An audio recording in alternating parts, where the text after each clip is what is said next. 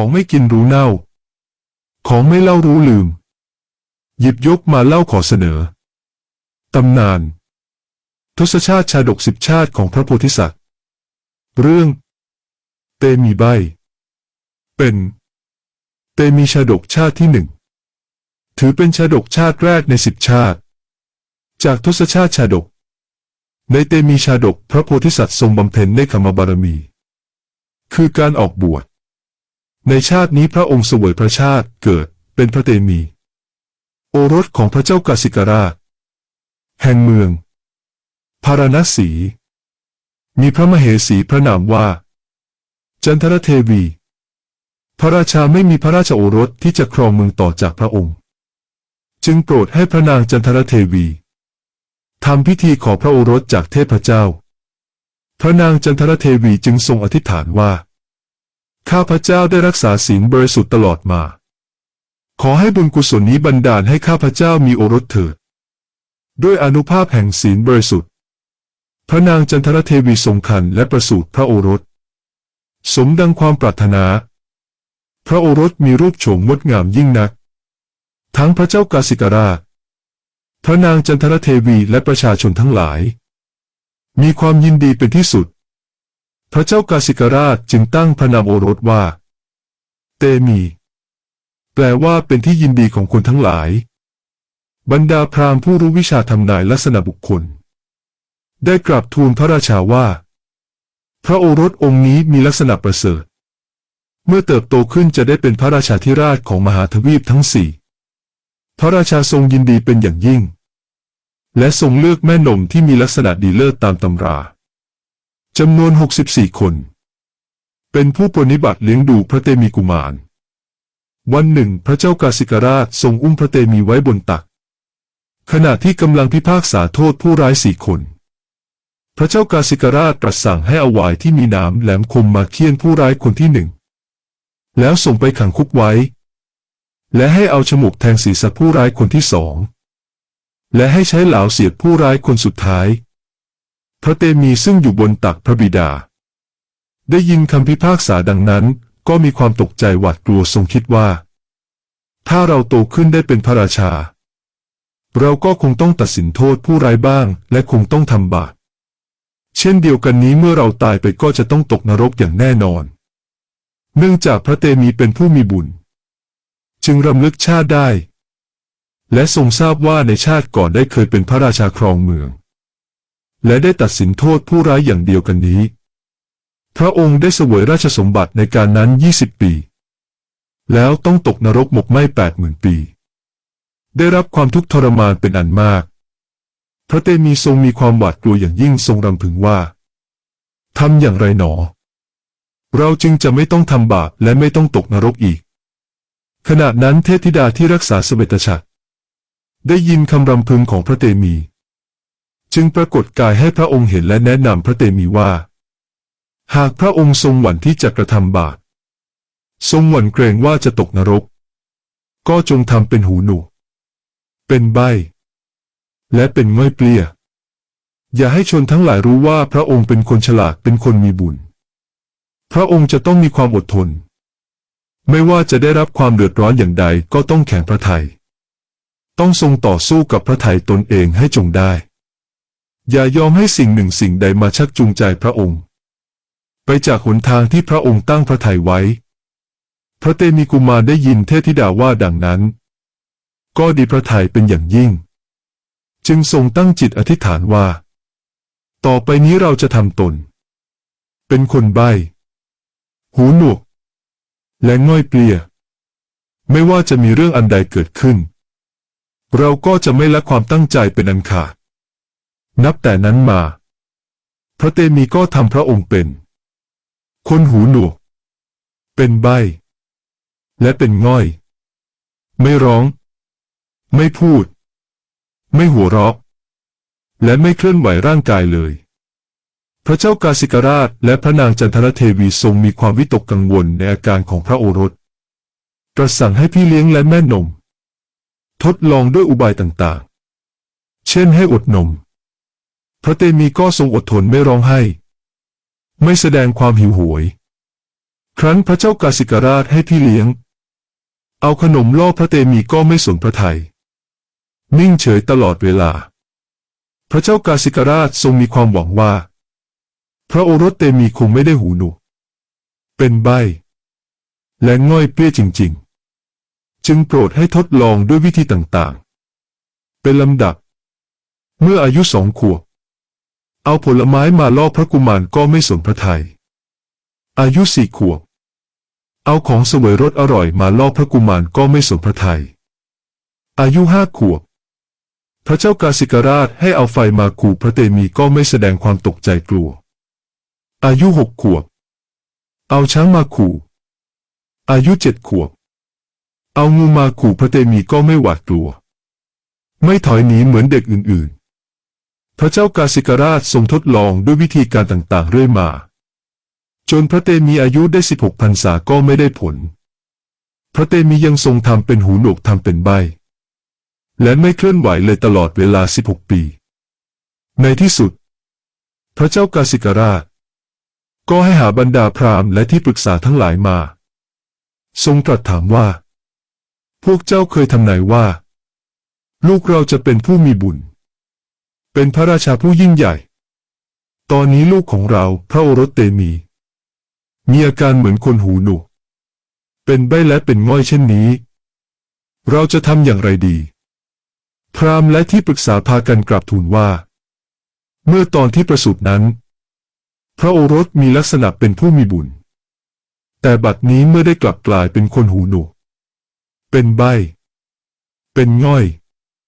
ก็กลายเป็นกาลกิณีจะทำให้บ้านเมืองและประชาชนเดือดร้อนขอให้พระองค์สั่งให้นำพระโอรสไปฝังที่ป่าช้าเถิดพะยะค่ะจะได้สิ้นอันตราย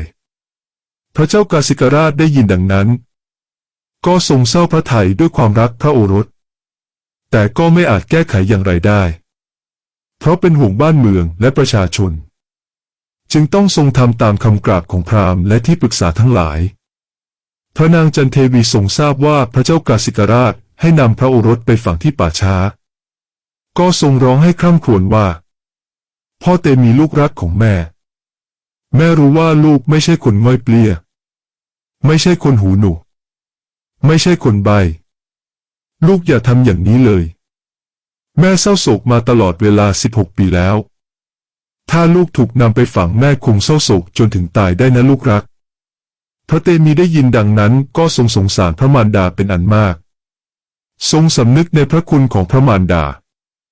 แต่ในขณะเดียวกันก็ทรงรำลึกว่าพระองค์ตั้งพระทัยไว้ว่าจะไม่ทำการใดที่จะทำให้ต้องไปสู่นรกอีกจะไม่ทรงยอมและความตั้งใจที่จะทำเป็นใบ้หูหนวกและเป็นง่อยจะไม่ยอมให้สิ่งใดมาชักจูงใจพระองค์ไปจากหนทางที่ทรงวางไว้แล้วนั้นเป็นอันขาดพระเจ้ากาสิกราชจึงตรัสสั่งให้นายสารถีชื่อสุนันทะนำพระเตมีขึ้นรถเทียมม้าพาไปที่ป่าช้าผีดิบให้ขุดหลุมแล้วเอาพระเตมีโยนลงไปในหลุมเอาดินกลบเสียให้ตายนายสุนันทะจึงทรงอุ้มพระเตมีขึ้นรถเทียมม้าพาไปที่ป่าช้าผีดิบเมื่อไปถึงป่าช้านายสุนันทะก็เตรียมขุดหลุมจะฝังพระเตมีพระเตมีกุมารประทับอยู่บนราชรถทรงรำพึงว่าตอนนี้เราพ้นจากความทุกข์ว่าจะต้องเป็นพระราชาพ้นจากความทุกข์ว่าจะต้องทำบาปเราได้อดทนมาตลอดเวลา16 ปีไม่เคยเคลื่อนไหวร่างกายเลยเราจะลองดูว่าเรายังคงเคลื่อนไหวได้หรือไม่มีกำลังร่างกายสมบูรณ์หรือไม่รำพึงแล้ว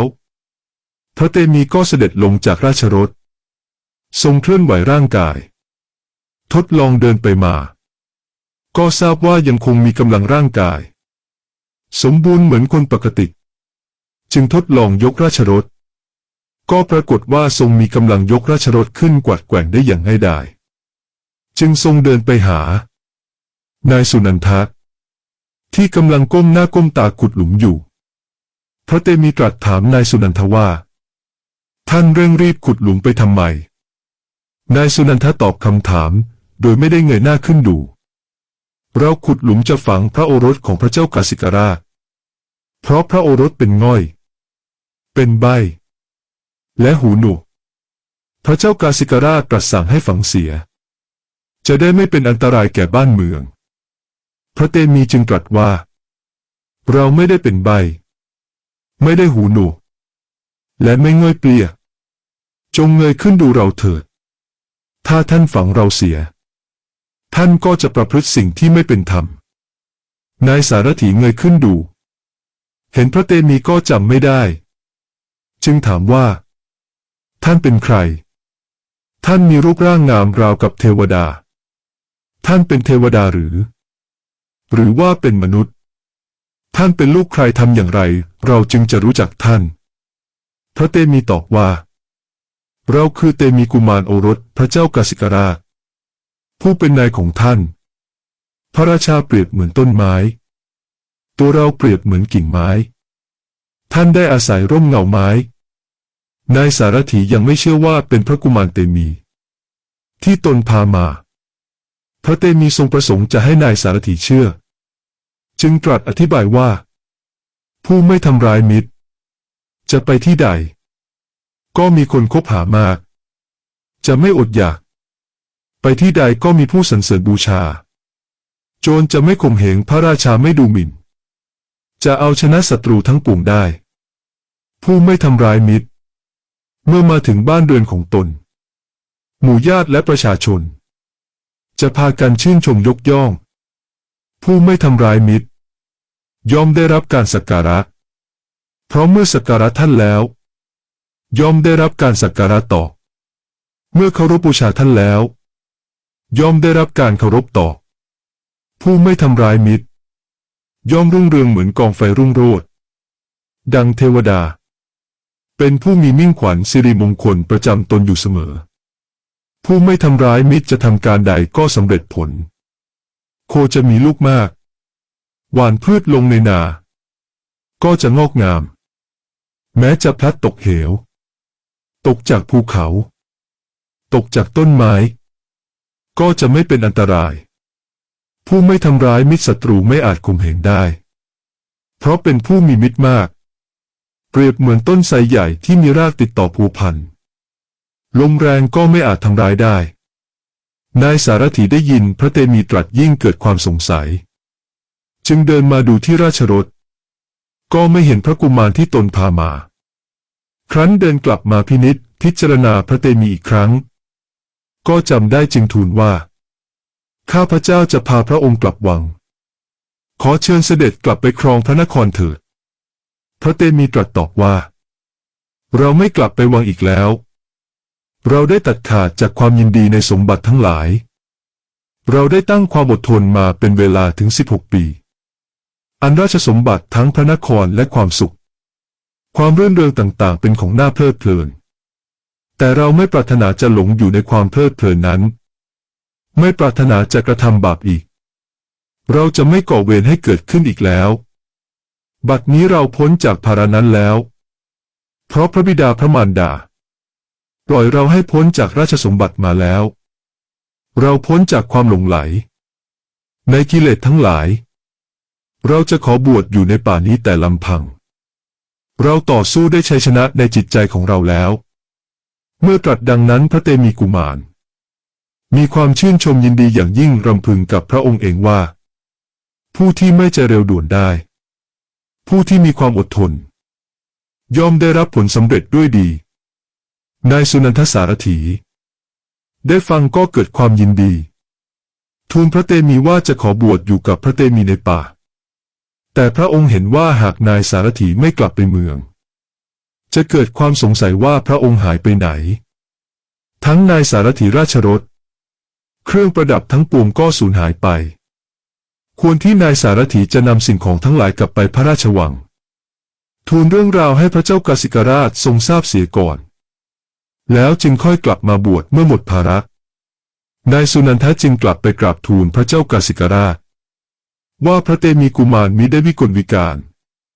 แต่ทรงมีรูปโฉมงดงามและตรัสได้ไพเราะ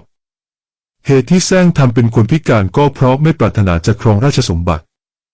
ไม่ปรารถนาจะก่อเวรทำบาปอีกต่อไปเมื่อพระเจ้ากาสิกราชและพระนางจันทรเทวีได้ทรงทราบก็ทรงปลื้มปิติยินดี รดให้จัดกระบวนไปรับพระเตมีกลับจากป่า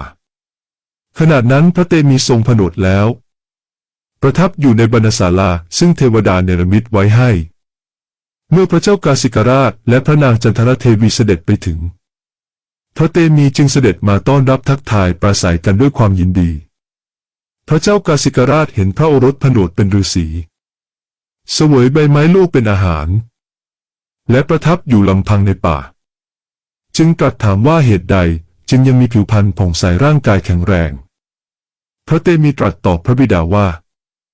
อาตมามีร่างกายแข็งแรงผิวพรรณผ่องใสเพราะไม่ต้องเศร้าโศกถึงอดีตไม่ต้องรอคอยอนาคตอาตมาใช้ชีวิตให้เป็นไปตามที่สมควรในปัจจุบันคนพาลนั้นย่อมซุบซีดเพราะมัวโศกเศร้าถึงอดีตเพราะมัวรอคอยอนาคตพระเจ้ากาสิกราชตรัสตอบว่าลูกยังหนุ่มยังแน่นและแข็งแรงจะมามัวอยู่ทำอะไรในป่ากลับไปบ้านเมืองเถิดกลับไปครองราชสมบัติมีโอรสและธิดาแล้วเมื่อย่างเข้าสู่วัยชราจึงค่อยมาบวช